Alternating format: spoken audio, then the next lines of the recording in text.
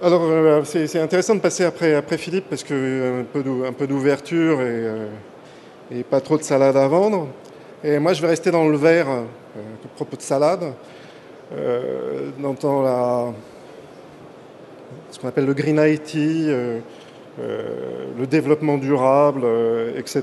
RSE, pour ceux qui ne connaissent pas, c'est responsabilité sociétale de l'entreprise. Alors, ce n'est pas une présentation pour le Salon de l'Agriculture, c'est vraiment une présentation pour les informaticiens.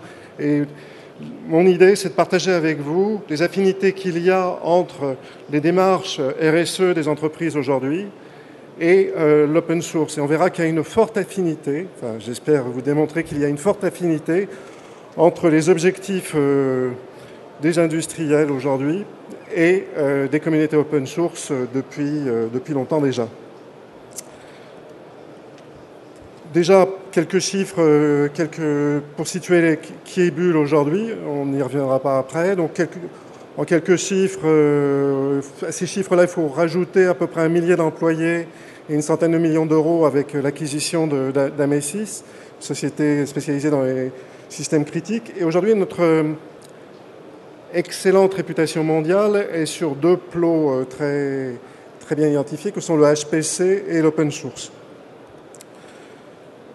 Alors, pour situer les enjeux, c'est relativement simple. Aujourd'hui, on sait tous qu'il y a, on peut nier les faits, on peut parler d'analyses différentes, etc. Mais on a un problème avec l'environnement, on a un problème avec les ressources naturelles, et l'entreprise peut avoir deux types d'attitudes. Soit on fait comme d'habitude, on ne change rien, soit on essaye d'imaginer ce qu'on peut faire ensemble. Alors c'est là que se situe la RSE et plus particulièrement la responsabilité sociétale de l'entreprise. Alors on dit aussi responsabilité sociétale et environnementale. Et donc en gros, pour faire très bref, c'est le développement durable vu par l'entreprise. Or, on sait que la durabilité est quelque chose qui a été apporté ces 30 dernières années par les environnementalistes, enfin les Verts, et qui rajoute un facteur très intéressant dans la production mondiale, c'est la notion de longévité, donc de temps. C'est-à-dire qu'il faut que les entreprises produisent de telle façon à préserver l'environnement et la planète pour les futures générations. Ça, c'est quelque chose d'assez nouveau, puisque typiquement, les entreprises ne se préoccupaient pas forcément de ça. Alors, la durabilité, en fait, c'est au cœur de trois grandes tendances que sont l'économie, le social et l'environnement. Si l'un de ces facteurs prédomine sur les autres, on a moins d'effets durables. Sur la RSE, alors responsabilité sociétale des entreprises, c'est un engagement que prennent les entreprises et qui doit se voir dans leur activité. Mais là, fondamentalement, cette politique, on va dire, des industriels, repose sur trois principes qu'on appelle les 3 P. La profitabilité, 3 P pour profitabilité, personne et planète.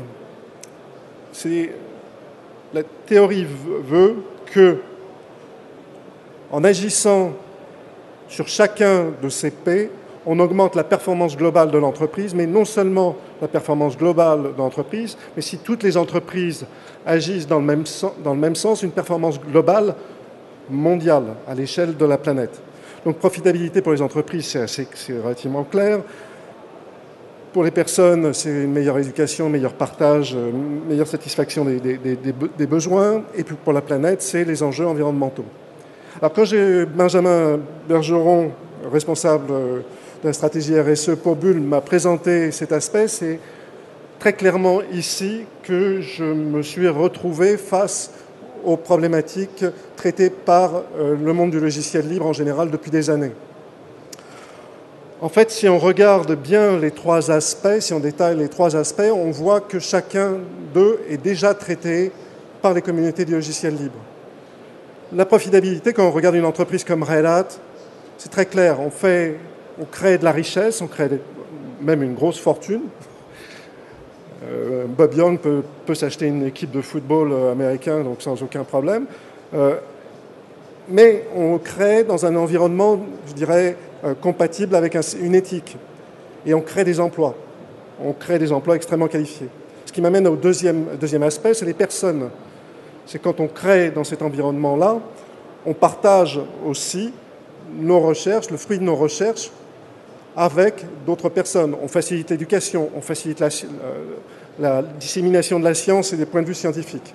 Et finalement, sur la planète, on constate depuis longtemps non seulement des affinités vestimentaires entre les écolos et le monde du logiciel libre, il n'y a qu'à voir, mais en plus un partage d'éthique sur un certain nombre de thèmes, notamment éviter le gaspillage, favoriser le recyclage, un certain nombre de choses. Et puis, comme l'a aussi expliqué Philippe, on peut parler d'une écologie du logiciel grâce au logiciel libre. On peut parler d'écosystème, on peut parler d'interaction profitable à la planète. Et on peut espérer, ça on y reviendra un peu plus tard, qu'à l'avenir, un grand nombre de logiciels libres s'attachent à ces problèmes environnementaux, c'est-à-dire réduire la consommation énergétique, par exemple, des logiciels, et réduire l'empreinte carbone.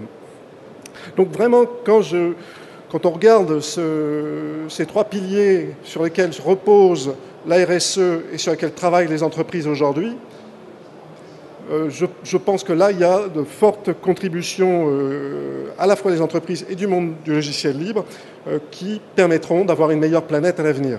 Alors allons un peu plus loin dans ce que fait Bull, la politique de Bull que je souhaite partager avec vous sur le sujet. Il y a trois axes. Premièrement, être un bon citoyen soi-même, c'est-à-dire appliquer les bons principes sur soi, c'est-à-dire consommer moins, mais aussi acheter propre, c'est-à-dire avoir une politique